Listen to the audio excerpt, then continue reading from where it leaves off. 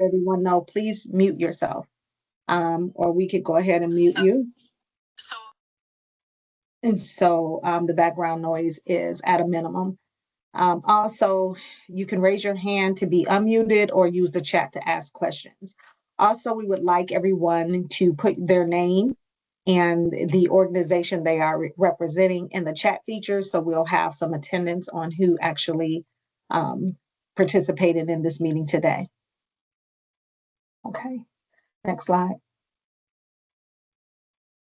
So again, my name is Angie Sanders. We have Candace Morgan. We have Lauren Licata and Michael Senti on from an HRD. And I will turn it over to Lauren so they can introduce themselves. Hi, everyone. I am Lauren. I keep forgetting the changes, no longer HRD, but HHFS, which is our new department at the City of Detroit. I'll hand it over to Candace. Hello, everyone. Candace Morgan. Thank you, Lauren. Thank you, Angie. Welcome, everybody. I am the Homeless Solutions Manager here today. And I'll turn it over to Michael. Hey, everyone. Thanks, Candace. Michael Senti with the Homeless Solutions team in HHFS. My work is focused on the emergency shelter system and how folks are accessing emergency shelter. So thanks for being here. Thank you. We're going to go back to Candace, who's going to go over some of our eligibility requirements. Hey, again, everybody, welcome. Important notice we want to tell you about today, talk about is eligibility. This RFP is only open to year-round emergency shelters that will not have a contract on July 1, 2026.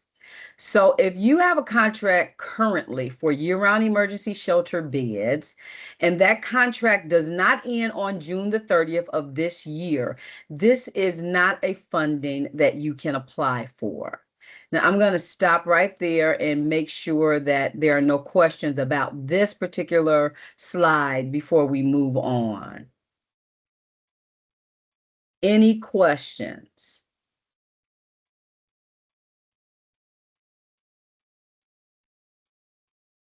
I can't hear you, Don.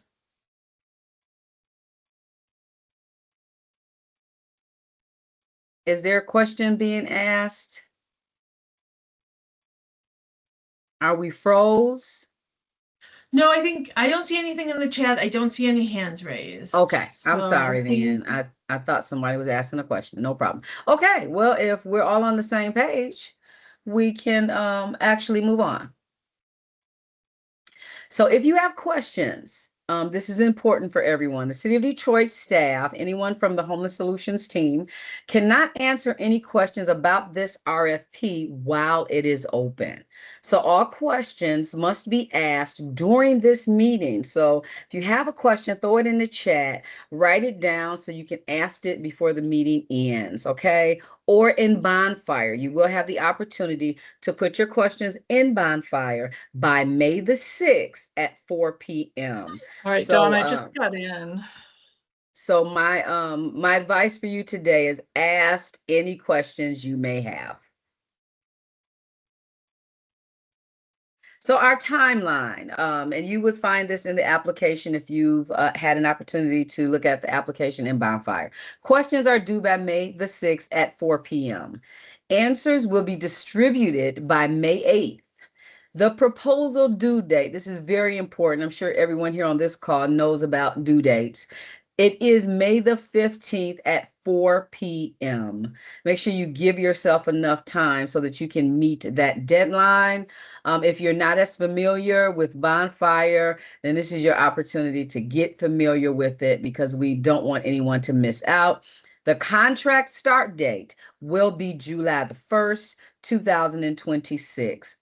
Applications will only be received electronically by OCP via the Bonfire procurement portal. Again, Bonfire. I know a lot of us have been used to doing our applications in Oracle. That has since changed. So make sure that if you're not registered in Bonfire, if you're not up to date with it, that you get that information as soon as possible. So we're going to move on, and I think I'm going to turn it over to Michael.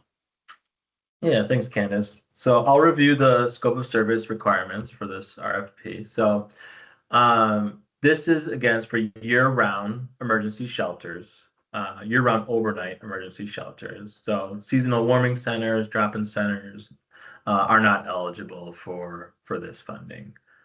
Shelters may be population specific, so you can call out specific groups that you intend to serve through this, like families, single female, single male, youth, etc. Is kind of the basic requirements of operating year-round emergency shelter. Of course, there's basic needs support that must be provided for all clients, including 3 meals per day, appropriate bedding, toiletries, hygiene products, that type of thing to have regularly available for residents. You must provide housing-focused case management.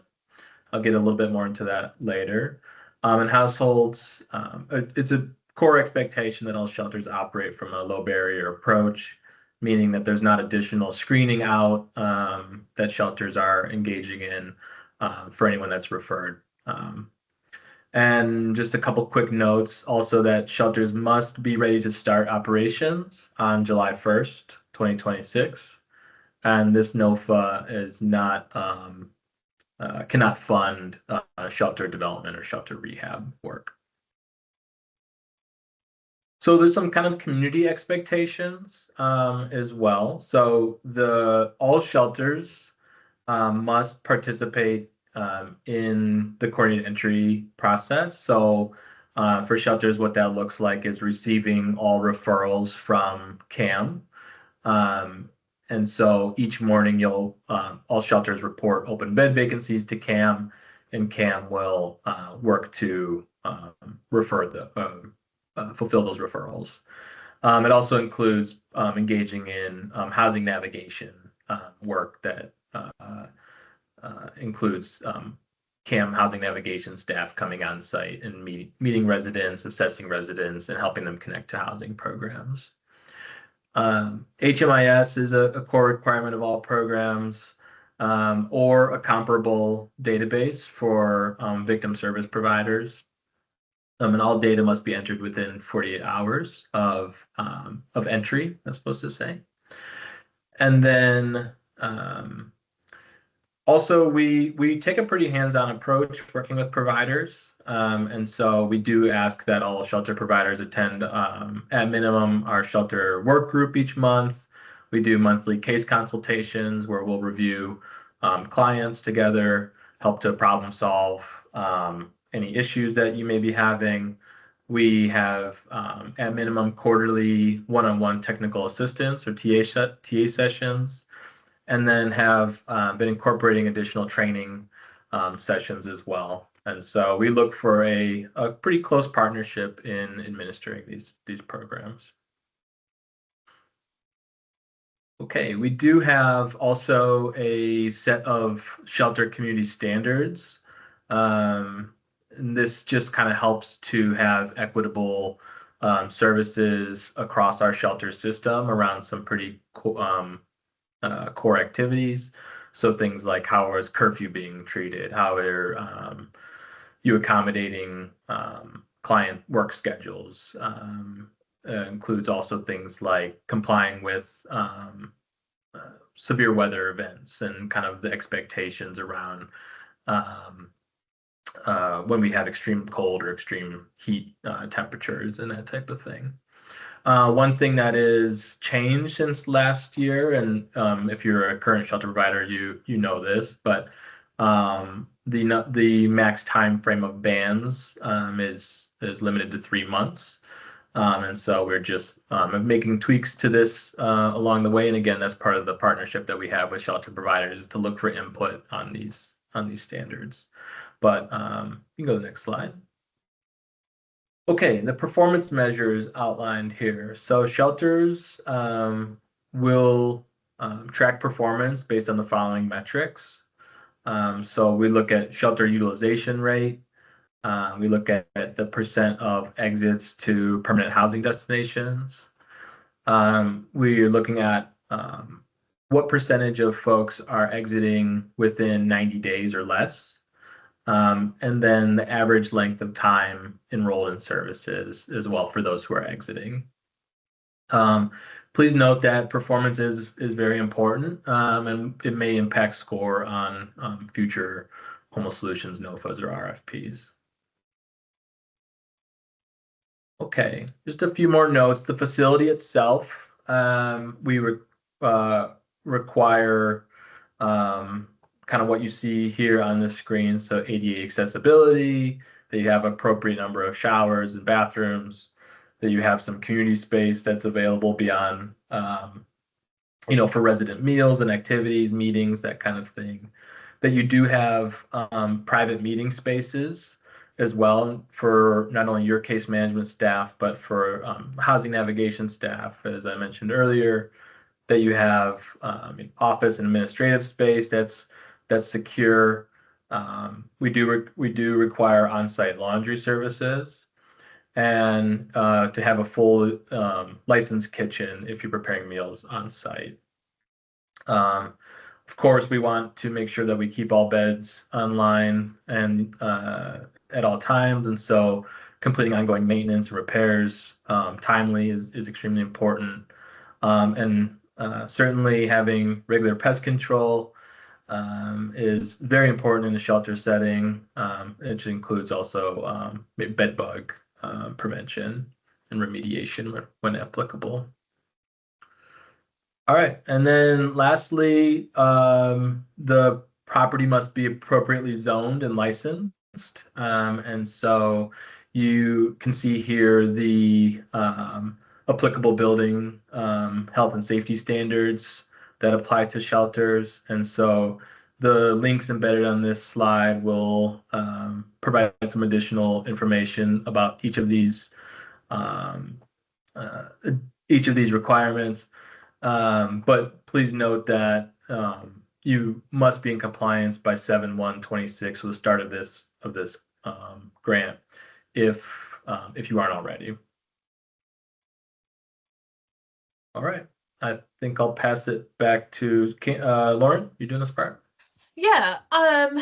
In 1 second, I want to make sure that we got all the questions in the chat that are answered.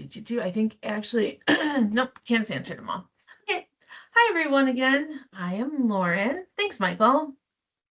Also, feel free to keep popping questions in the chat. If you do have a question you want to ask verbally, after we're all done, you can raise your hand. We will unmute you, or you can unmute yourself, and we can go through all those questions. All right, minimum qualifications. In order for your application to be reviewed by the team here at Homelessness Solutions, you must have submitted on time by the deadline of May 15th at 4:00 p.m. in Bonfire. You'll hear us say this again throughout this presentation, but it has to be in Bonfire. We don't accept emailed applications. We don't accept late applications. So get those applications in early, and just going to go over some support around Bonfire later on in this meeting, in case this is your first time using it. You must have adequate funds available to continue programming for up to a 3-month period without reimbursement. There's an affidavit to sign for that. We'll go into a little bit more of what that means later on here. You must have provided drop-in center, emergency shelter, or transitional housing services for a minimum of 1 year in order to be eligible. You must verify that the shelter site does not currently have any City of Detroit blight tickets, or you're in the process of fixing them. And then you must agree to compliance with City of Detroit policies and expectations. And again, this RFP is only open to those that won't have an active grant come July 1st of 2026. All right, we're going to go into a bit that I saw here in the chat. So funding and contracts. Contracts will begin on July 1st. Like Michael said with his slide about the zoning and permits, our goal is to start this July 1 of 2026. And with that, that means that everything that you have must be in place. So like Michael said, this RFP is not going to fund like the purchase of a building, so acquisition, rehab of a building, anything like that, the space must be ready to go come July 1. And so yes, this is a typo here. Contract terms are July 1 of 2026 to June 30th of 2027. However, there is a potential to do 2-year contracts. And so if you are awarded, that is something that we'll talk about. But so it is a 1-year contract with the potential to do 2 years. Awards are not expected to exceed $500,000 per contract term.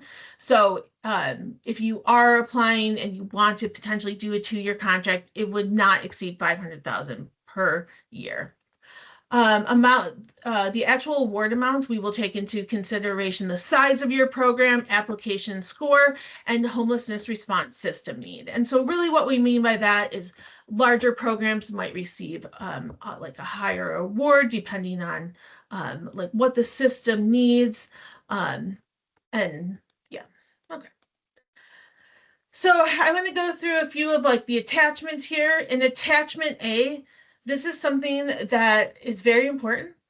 So in this first box here, we want a single point of contact for this RFP. This needs to be somebody who is checking their email. So we often know like executive directors and CEOs, they're very busy. They get a million emails, and we don't want any communication that we have about this RFP or awards to go missing. So this person needs to be the person that is on top of their email and who will reply in a timely manner. And then underneath it, that is the contact person that, should you be awarded, will be our point of contact for the actual program. In attachment B, so you only need to do one application regardless of how many shelters you want to apply for. You are able to apply for more than one shelter through this RFP, but you only need to do one application. However, if you are applying for multiple shelter programs, what you're going to do is you're going to copy this little box that's in attachment B that's going to give an overview of the emergency shelter, and you're just going to make copies for however many you want to apply for. So if you want to apply for 5 different shelter locations, you need to make 5 copies of this little box in your application. So just be sure to do that. Again, you only need to do one actual application, only answer the questions one time. We just want to know like an overview of the different shelter sites that you are applying for. So application budget. And so Linda, I'm going to get into your question here a little bit.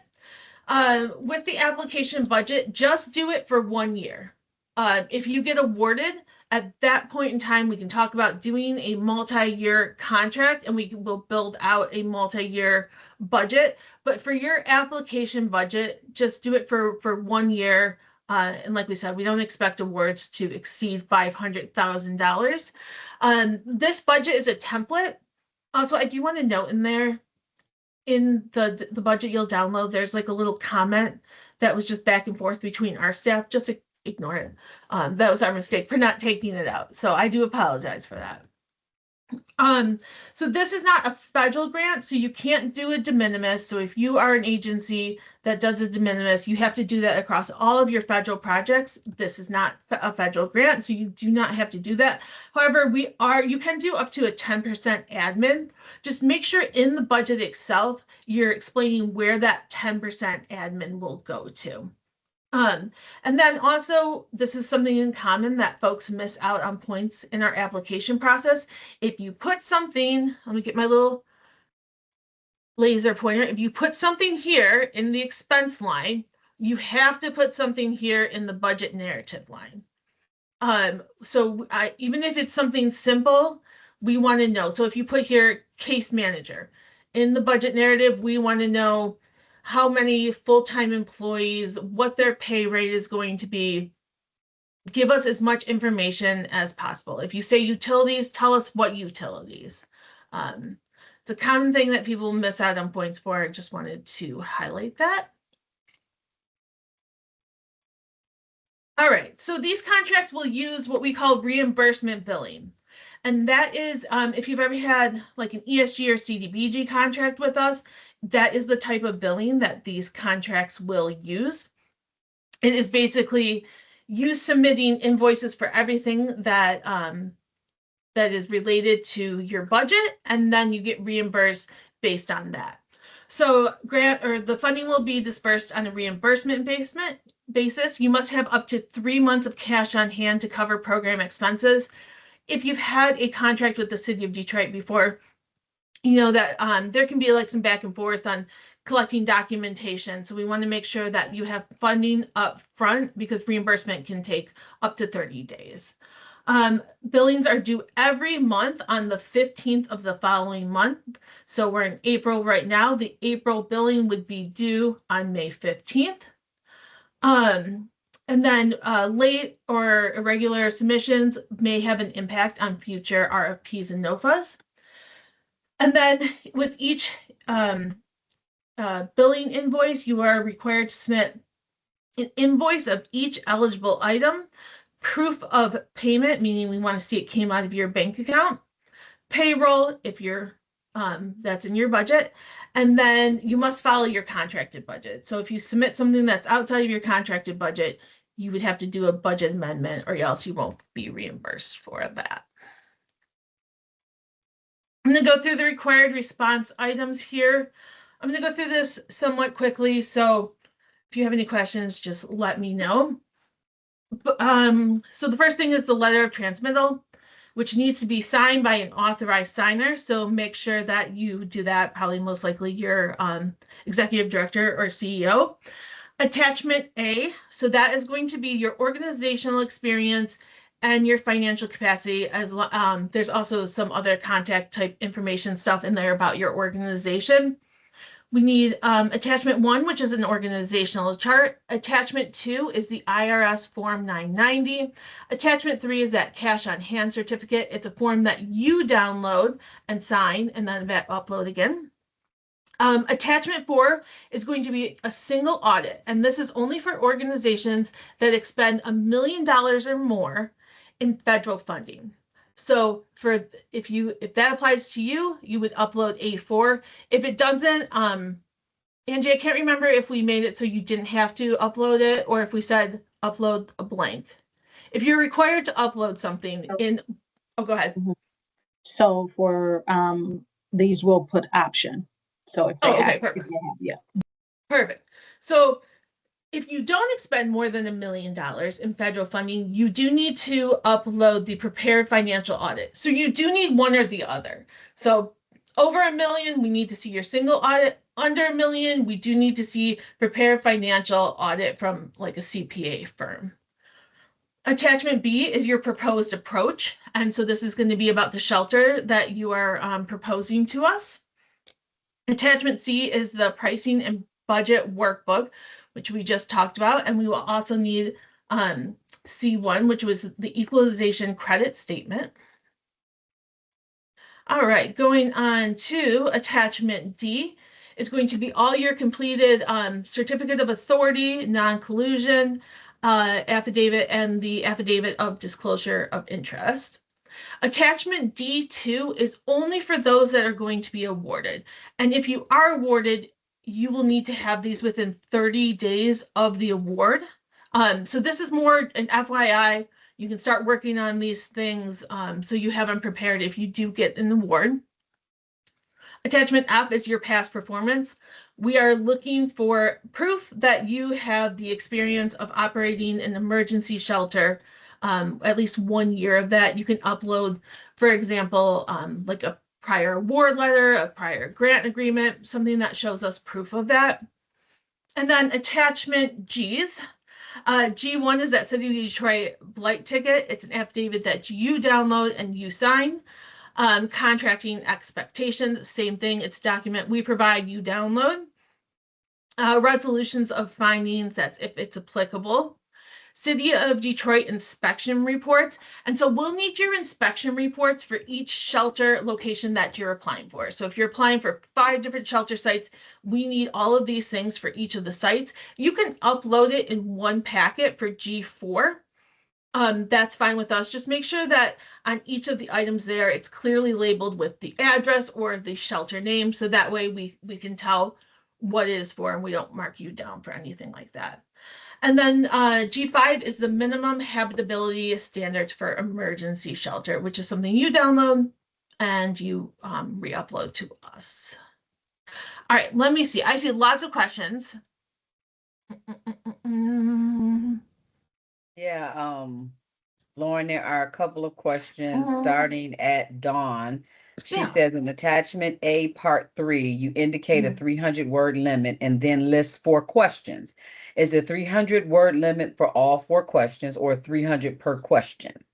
300, good question. 300 words per question. And we will make sure to change that in future RFPs so that way it is easier. So 300 words per question, not per the whole chunk of questions. And then, for the budget, Angie, can they upload separate documents for attachment C? Or, I mean, can they upload multiple documents for attachment C? Yes, they can, but it has to be in Excel format.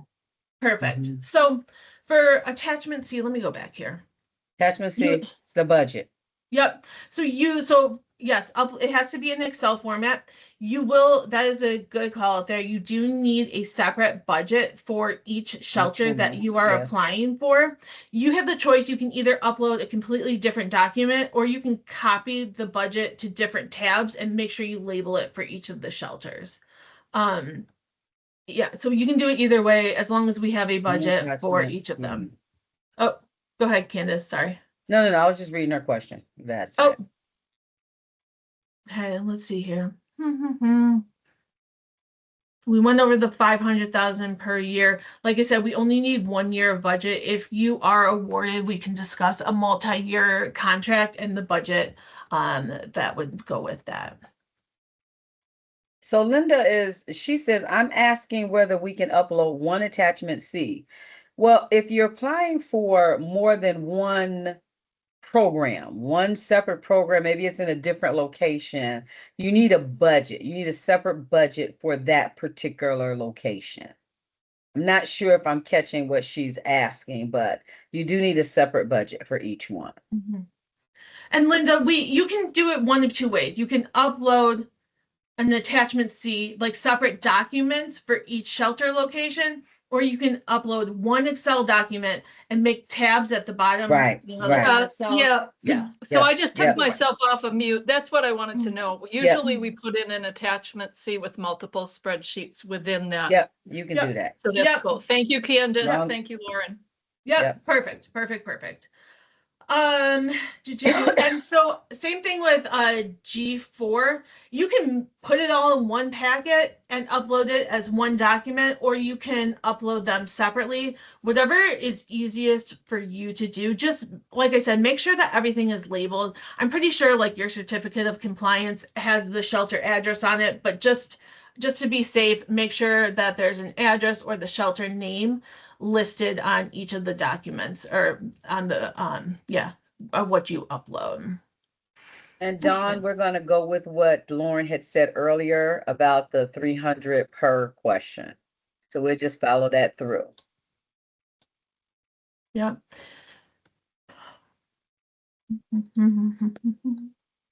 All right, I am going to send this back over to Angie, who's going to go over our supplier support and bonfire.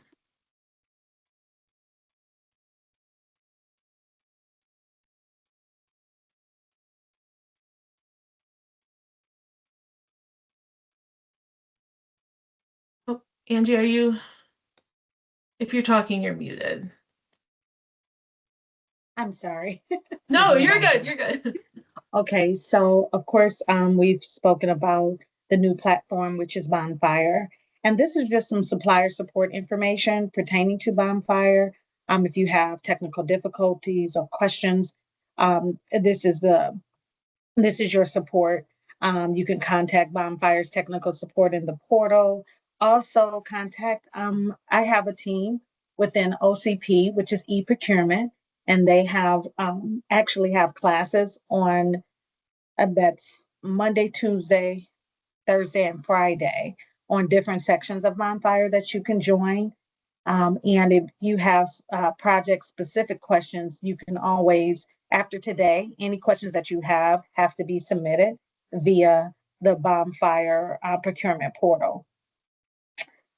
So that is your support. And I'll also have that as a notice within the procurement in Bonfire. So you'll have this information for the future. Next slide. This is important dates to keep on track. Of course, today is the pre-proposal conference, which is we're participating in that now.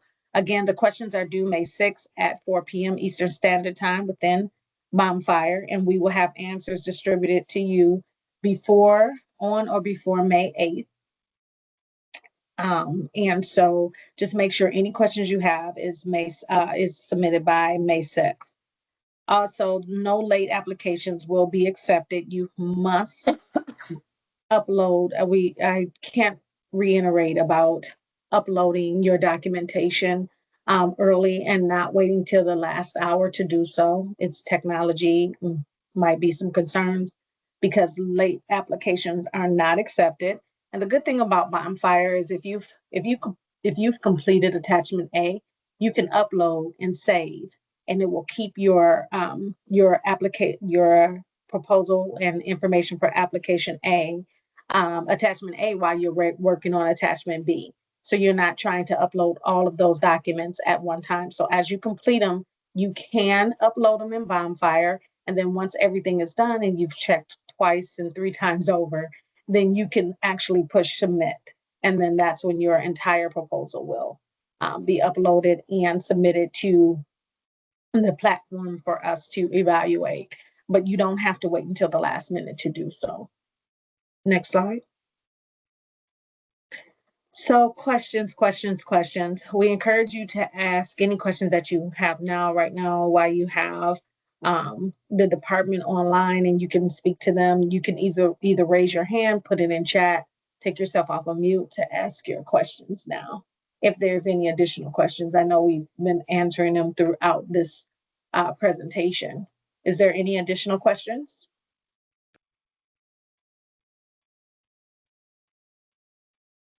We're all set. Hi, this is Linda.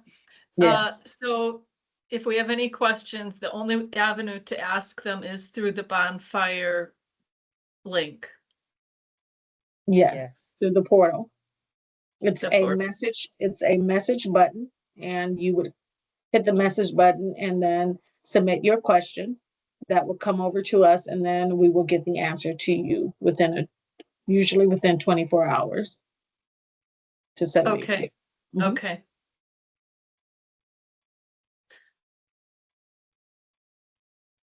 Any additional questions? Can't think of anything now. Okay. So I want to thank everyone for joining this pre-proposal meeting. Again, any questions in the future, you could submit via the Bonfire portal. We look forward to receiving your proposals, and that will be May 15th at 4 p.m. Eastern Standard Time via the Bonfire procurement portal. Also, this meeting, this recording will be available. I will be most likely, today is Monday, by Wednesday, at the latest Thursday, it will be, I will distribute this in Bonfire, so you will have access to this recording and also the PowerPoint presentation. And so that will be available via the Bonfire portal also at the latest by Thursday, just to give my team time to convert this over into a YouTube video for your review. Again, I want to thank you for joining today, and we look forward to receiving your proposals May 15th. Thank you very much. Have a wonderful day. Bye-bye. Thank you. Thanks, everyone. Bye. Bye.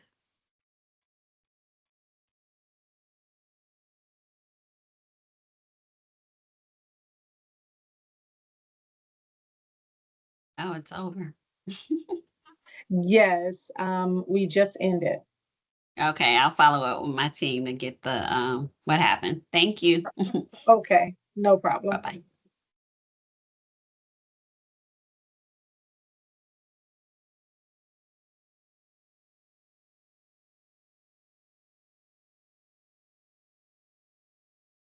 Hello?